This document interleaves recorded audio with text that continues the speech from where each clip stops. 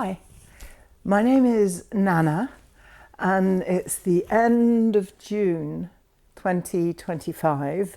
Summer solstice is just behind us and summer is actually here, which is quite impressive.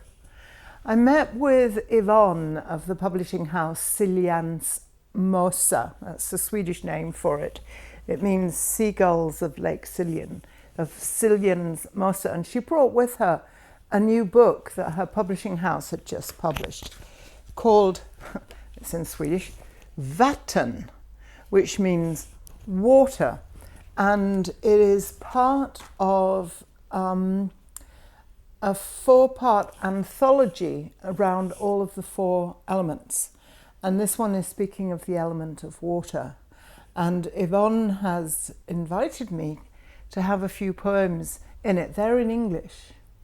And since she's just launched this book, we thought a good poem for June would be a poem of mine called Rain, speaking of water. And I'm just going to read you a tiny bit from this book that yours truly wrote. And just a tiny bit, if you bear with me. Where is it? The element of water, for me, symbolizes feeling, emotion, and flow. Yes, feelings can overwhelm us, just as water can flood the land. But the life becomes arid, even deadened, when there is not enough water or flow of feeling to sustain us.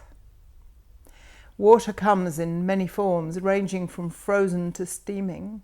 Similarly, our feelings come in many forms too. And so this poem that we thought would be appropriate for a water book called Rain is one that I would like to read to you shortly. And it speaks to the joy and aliveness when we're connected to our heart and soul place inside. And it's especially delicious when that connection is in relation to, for example, nature, or is in relation to somebody else where the heart feels connected, because the heart likes to connect, as far as I can tell, or at least my heart likes to connect. And there is a certain sort of grief whenever it needs to close. And I find for me, my heart needs to close basically if it doesn't feel safe, if it feels it could be under threat or attack or judgment. And when the heart closes, poof, it's like the flow of feeling and aliveness can leave us. And then the work becomes, as the work so often these days is, to bring awareness to what's happened and invite a softening of that which has closed the heart inside us to arise, that we might reopen it. And these are hairy times in the world, they just are.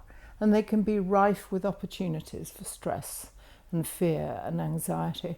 And those features can be rife with the possibility of needing to defend by closing, by attacking, by the whole variety of whatever happens when somebody feels they need to defend themselves. And it seems like the invitation, the need in this world is for peacefulness. And that, in a way, you could say, begins with each one of us, of figuring out,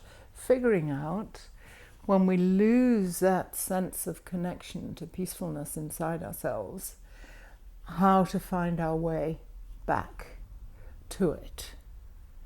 And yesterday in my meditation group with Yvonne, I found myself feeling that there are 3 really important things. I'm sure there are more, but yesterday what arose were 3 really important things for well-being. And one of them is freedom. Another one is love.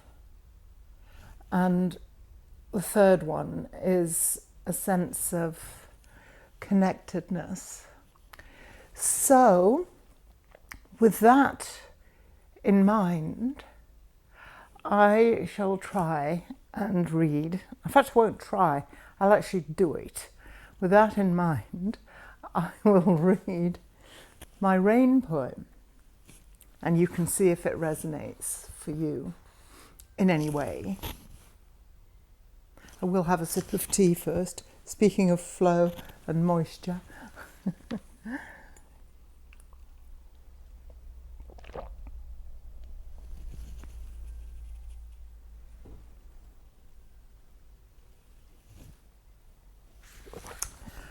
All right, rain. Rain is falling beyond the window. Rain is falling beyond the window. Much needed rain, for the land is parched. It's parched and thirsting,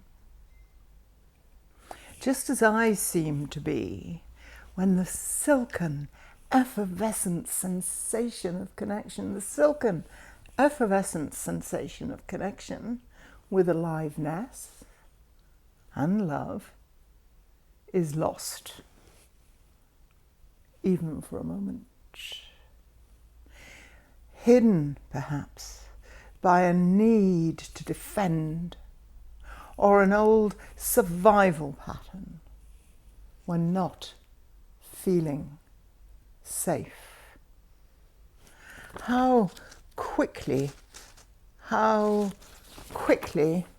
heart is able to close as the mind steps in with its willingness to judge, shame and blame. Judge, shame and blame. Oh, how arid and stressful that inner landscape can be. I imagine myself entering the garden, holding cupped hands to the sky, that they might be drenched and fill with life-giving water. So I might drink from that cup with awareness, million miles in that phrase, but it makes all the difference. With awareness, quench my thirst, and perhaps begin to soften round those old, stifling forms. Slowly, the cup of my heart begins to open. It begins to open and fill with aliveness and love yet again, as a sense of safety and connection returns. How grateful I am for the rain and for awareness.